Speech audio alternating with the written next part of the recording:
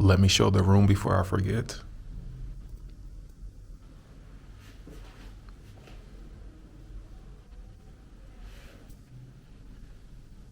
And if you've never used a bidet before, or no, a bidet, game changer. To everyone back in the US, once you use one of these, you'll never look at toilet paper the same. And it's electronic.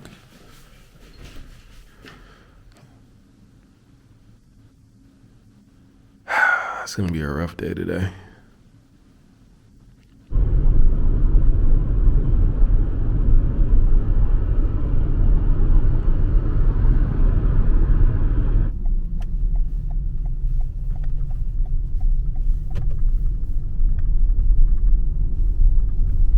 Guys, this is what we came here for. First off, let me show you the view. All right, got the mountains in the background. You got the traditional homes right there. But if you've heard of Mongolia, bam! Sure you've heard of this gentleman right here. And I just learned that I've been pronouncing his name incorrectly. To all the Americans, we've been saying it wrong. It's not Genghis Khan, it's Chinggis Khan. Huge. Supposed to be the largest horse statue in the world. It's 40 meters tall and 250 tons weight, made with stainless steel. Whew. Said to be the founding father of Mongolia. Depending on source you look at, said he had the second largest empire in the world, but the first largest continuous empire in the world, meaning that the British had a huge empire, but it was in different parts of the world. His empire was all connected. Just real quick, because, man, the Mongolian languages, they have some extra vowels and sounds that we don't have. Yeah. So it's pretty wild. Like, for example, saying thank you. I'm saying it wrong, but it's like Baerla or something like that. But can you speak some Mongolia? Just say what we plan to do today in Mongolian so everyone can hear the language. Сайн байна уу? Намайг Бат Амирлан гэдэг. Би өнөөдөр гайд хийж явж байгаа. Хөтөж хийж бид хоёр Чингис хааныхаа хөшөөнд ирсэн байна. Өнөөдөр Чингис хааныхаа höшөөг тайлбарлаж түүхийг хэлж музейг нь үзүүлэх болно. Thank you. Yeah, I don't know what he said, but yeah, you guys heard the language. Yeah. Oh man, you guys know I hate heights, but we'll make this work.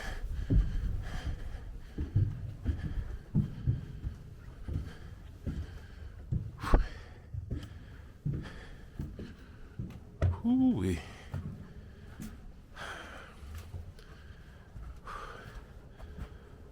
Oh guys, look at this.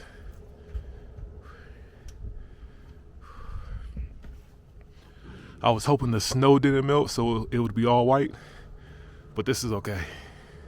Some of you all may have heard about how, I don't know the exact number, but basically a ton of people in this region are related or have DNA from Genghis Khan because he was basically creating babies everywhere he went and took over. But you were saying something about like DNA or something? Yeah, DNA.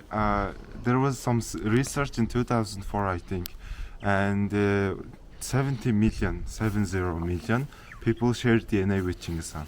Yeah. Yeah, he was creating a lot of babies, guys. Yeah. So this script was invented by Genghis Khan, and he got the idea from the Arabs because you can see it's very similar to Arabian script. Yeah. That's exactly what I was thinking too. I don't know about you guys. I was thinking, oh man, it seems like kind of like Arab. Yeah. Wow, interesting.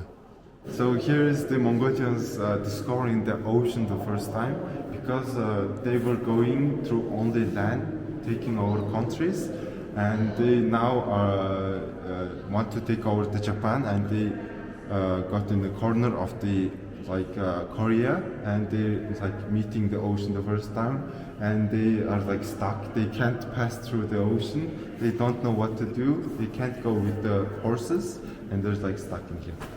Oh yeah. I wonder what that feeling was like, seeing the ocean for the first time. Genghis Khan died from the accident of falling off from his horse, and before he's dying, he gave his throne to his son, and he said to the soldiers, "Bury my corpse in a secret place." And there was two groups of the soldiers. One was the burial soldiers, and the other ones to kill the other soldiers.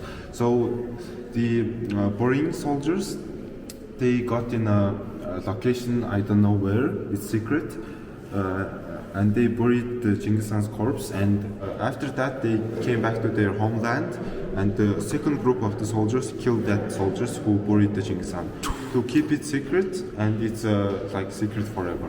Oh, You wow. don't know where his corpses. Oh, wow, that is crazy. Yeah. And that picture we saw about the Mongols seeing ocean for the first time, here goes the empire. And here's what he was talking about earlier about how they were trying to get to Japan. Yeah, we in the history we got defeated by Japan.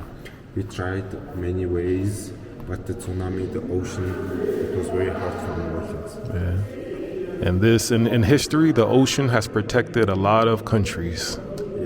Yeah. And this is why they call this place the land of eternal blue sky or something like that. I probably got it wrong, but as you see, pretty much no clouds. Even if we look this way, no clouds. Look at this, just blue, blue, blue, blue, blue. Guys, we're back in the city center. Learned a lot, and yes, whenever you talk about emperors, presidents, kings, whatever term you want to use, I'm sure there's a lot of things that they did that weren't so, you guys know what I'm trying to say. I'm sure there's some people from other countries who may not view Genghis Khan with high regards, but out here he's big, so I want to check that out. Plus I seen him a lot in, there's a Netflix show called Marco Polo, which was pretty interesting. It's about Genghis Khan. But anyways, we got a few more places on the list. I'm going to hurry up because my hands are freezing. I can barely feel them. I have to switch hands when filming. One hand is in my pocket while the other one's filming, and vice versa. So I have to be quick. And I was going to retire my old sweater because I bought a new one here. But I decided not to, at least not yet, because it's so cold. I'm wearing both of them. I don't know if you can see. I got both sweaters on. I got both of the sweaters on, so this one we're not retiring just yet. And one thing I want to bring up is, although in this city you may see a lot of people, seems pretty busy, this is one of the least densely populated countries in the world. Some sources have it number 3, some say number 2, but let's just say top 5. Top 5 least densely populated countries in the world. It's because around half of the people all live here, all are in the city. So once you get out from this city, it gets quiet. It gets very, very quiet. Just a lot of land and countryside. Oh, let me make this light.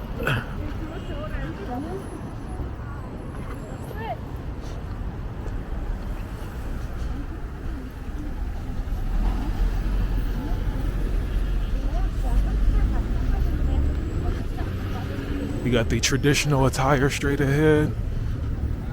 I don't know if you can see them to the left.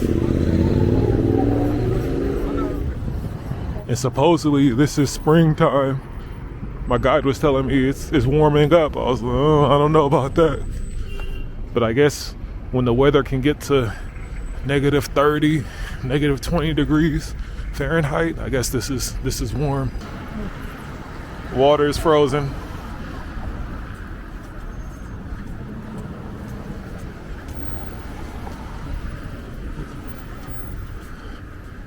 Yes. All right, guys. I'm gonna stop complaining about the weather or the temperature. I'm gonna stop complaining.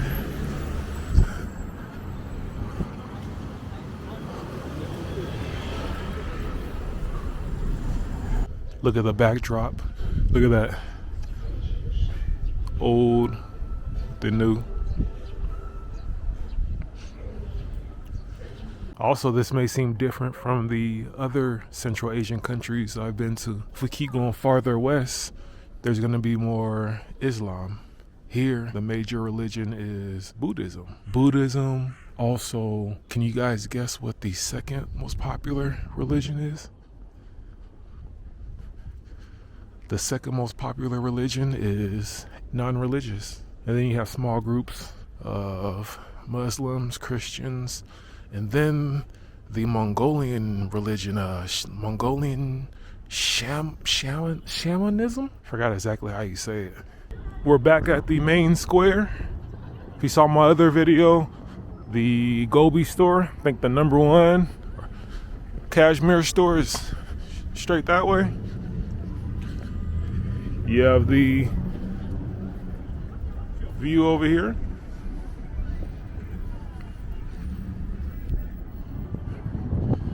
But let me show you guys something. So again, in the last video, there's another statue of Genghis Khan all the way in the back. And I was wondering, how come he's not in the middle? Because there's a statue right here, but it's not of Genghis Khan. I was wondering, who's this guy? Who's this guy? Well, come to find out as we get closer, this is the national hero of Mongolia. So Genghis Khan, the founding father, got the national hero. After the Mongolian Empire fell, this place was controlled by China. Remember, China's right next door. And this guy is said to have freed Mongolia from Chinese rule. This gentleman right here on the horse. We're in another part of town. I will say I had about a few more spots on the list, but this is probably gonna be the last one. I can't even speak well because it's so cold. My hand is freezing every time I pull out the camera. So this is gonna be our last spot. Whew. And look like we got maybe a crash or something over here. Oh no, somebody's car getting towed.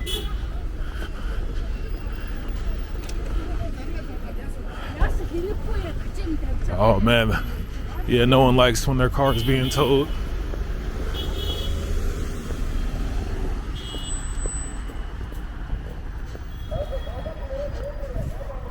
And also, let me bring up this last point before we get to our last destination.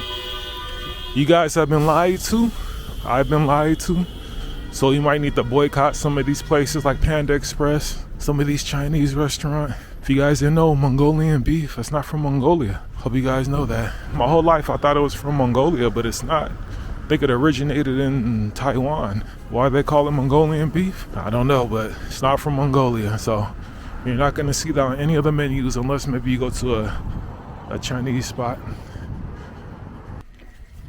I think we're at the last spot, like a Buddhist complex. The main event should be behind these temples. Like they have maybe a traditional thing going on right there. And then this is the main event.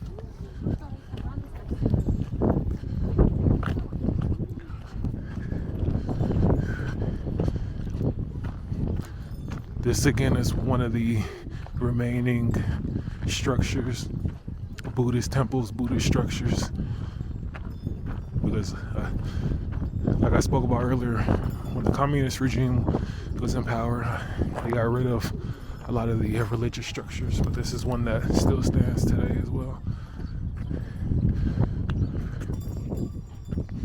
So it looks like the other group of people were walking around the tree in circles and doing something, and these people are walking around hitting the bells.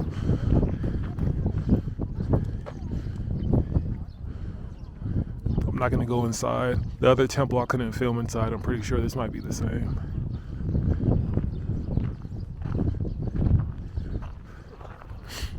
Oh yeah.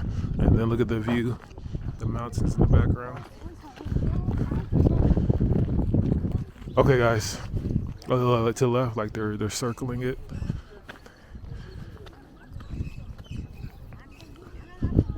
Then they're still at the pole to the left, circling that.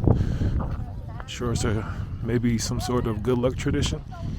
Either way, let me end the video right here. I can't feel my hands. Whew. Appreciate you guys watching. This was just another video here in Ulaanbaatar, Mongolia. This is what we came for, to see some of the cultural and local things. Obviously, you can head out to the countryside and get a real taste of that nomadic lifestyle, but I'm okay with this. Hope you guys enjoyed it. Hope you guys learned maybe just a little bit, and I'm gonna catch you guys at the next video. Deuces.